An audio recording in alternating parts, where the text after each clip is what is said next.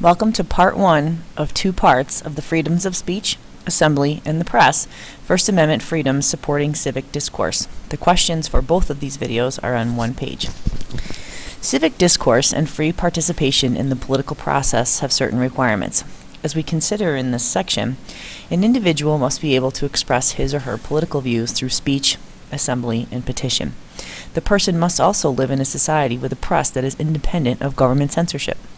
Freedom of speech, assembly, petition, and the press is essential to an open society and to democratic rule.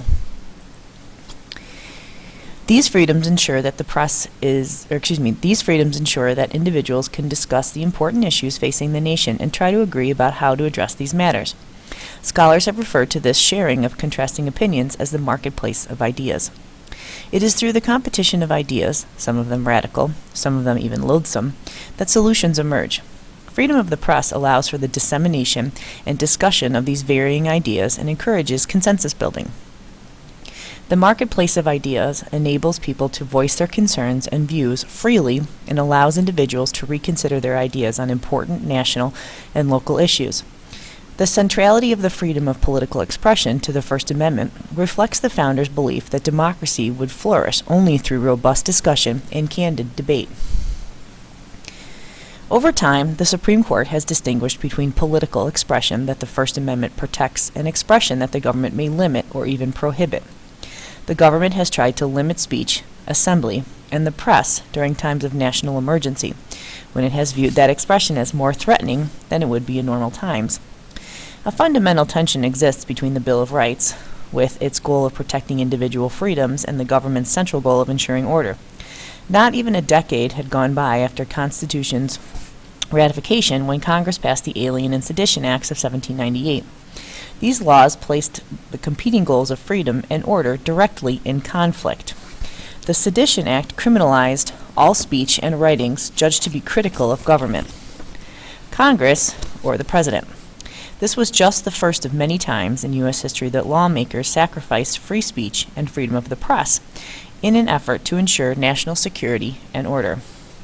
For example, President Abraham Lincoln attempted to silence political dissidents during the Civil War by mandating that they be tried in military courts, without due process protections afforded in a civilian court. Lincoln also suspended the writ of habeas corpus, Latin meaning "you have the body," an ancient right and constitutional guarantee that protects an individual in custody from being held without the right to be heard in a court of law. Again, political dissidents were targeted for indefinite detention without trial. Whenever the nation has perceived itself under attack or threat, pressure has been placed on the government by some citizens to limit individual freedom to ensure societal order, and other citizens have pressured the government to maintain freedom while securing order. The struggle for a balance between freedom and order continues today as the United States fights a global war on terrorism.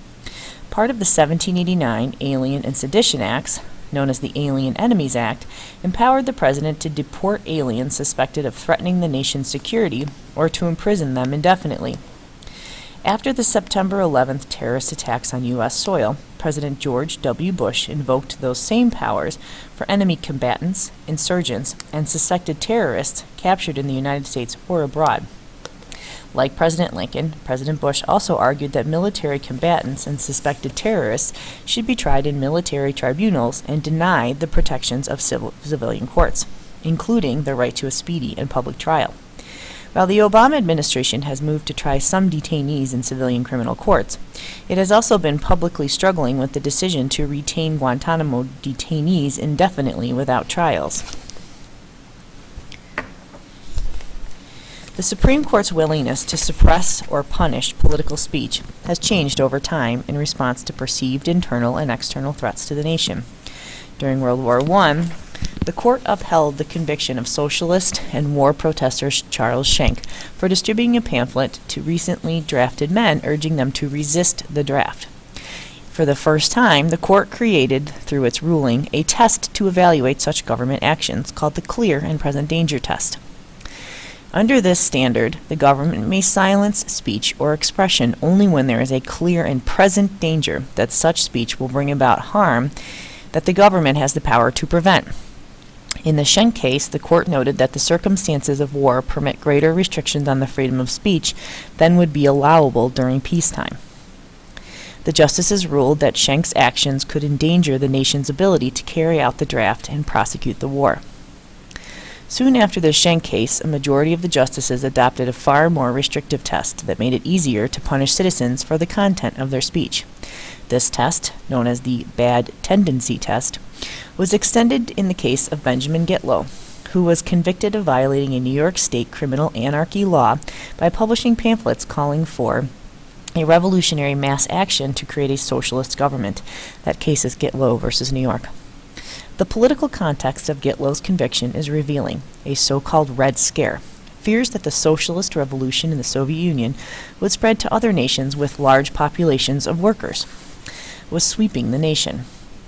Gitlow's lawyer contended that there was no proof that Gitlow's pamphlet created a clear and present danger of a violent uprising. The court disagreed, however, ruling that any speech that had the tendency to incite crime or disturb the peace, public peace, could be silenced. The highly restrictive test required only that the government demonstrate that some speech may at some time help to bring about harm. The threat did not need to be immediate or even direct. The test sacrificed the freedoms of speech and the press to concern about public safety and protection of the existing order. The bad tendency test lasted only a short while. By the late 1930s, the court had reverted to the clear and present danger test, which the justices interpreted more broadly to protect speech and participation. The relative peace and stability of the period between the two wars is apparent in the court's handling of speech and press cases, as the justices required government officials to demonstrate that this speech clearly posed a danger to public safety. Even after the court reverted to the clear and present danger test, however, it still allowed concerns about the national security to control its handling of First Amendment cases. In the wake of World War II, a war of conflicting ideologies emerged between the United States and the Soviet Union. Termed the Cold War because it did not culminate in a direct military confrontation between the countries, this development nevertheless created a climate of fear and insecurity in both nations. Concerns about the spread of communism in the United States led to prosecutions of individuals deemed to be sympathetic to communism and socialism under the Smith Act of 1940. This federal law barred individuals from advocating or teaching about the duty, necessity, desirability, or propriety of overthrowing or destroying any government in the United States by force or violence. In the most important case of this period, the Supreme Court upheld the conviction of several individuals who were using the writings of German philosophers Karl Marx and Friedrich Engels, along with those of Soviet leaders Vladimir Lenin and Joseph Stalin, to teach about socialism and communism. In upholding the convictions, the justices found that although the use of these writings did not pose a risk of imminent danger to the government, it created the probability that such harm would result. Because there was a probability that these readings would lead to the destruction of the government, the court reasoned that the speech could be barred. The seriousness of the evil was key to the test that came out of this ruling, known as the clear and probable danger test. Make sure you can distinguish between the clear and present danger test and the clear and probable danger test. Because the government was suppressing speech to avoid the gravest danger, an armed takeover of the United States, the Supreme Court majority ruled that it was justified in its actions, even if the risk or probability of this result was relatively remote. As the Cold War subsided and concerns diminished about a potential communist takeover of the United States, the court shifted to a broader interpretation of the First Amendment speech and press protections. Beginning with Brandenburg versus Ohio, 1969, the court signaled that it would give more weight to First Amendment claims and less to government concerns about security and order. In this case, the court considered the convictions of the leaders of an Ohio KKK group who were arrested after they made a speech at a televised rally during which they uttered racist and anti-Semitic comments and showed guns and rifles. Local officials charged them with violating a state law that banned speech that disturbed the public peace and threatened armed overthrow. In overturning the convictions, the court reverted to a strict reading of the clear and present danger test. The justices held that government officials had to demonstrate that the speech they sought to silence went beyond mere advocacy or words, and that it created the risk of imminent disorder or lawlessness. The Brandenburg test, known as both the imminent lawless action test and the incitement test, altered the clear and present danger test by making it even more stringent. Specifically, after the Brandenburg decision, any government in the United States, national, state, or local, trying to silence speech would need to show that the risk of harm from the speech was highly likely and that the harm was imminent or immediate. The imminent lawless action test is the standard the courts use today to determine whether speech is protected from government interference. Even though the Brandenburg test is well established, the issue of whether speech is protected continues to be debated. For example, since the September 11th attacks, public attention has increasingly focused on websites operated by terrorists and terrorist sympathizers, especially members of militant Islamic organizations. Some of these sites carry radical messages. For example, one site urges viewers to eliminate all enemies of Allah by any means necessary and gives instructions on loading weapons.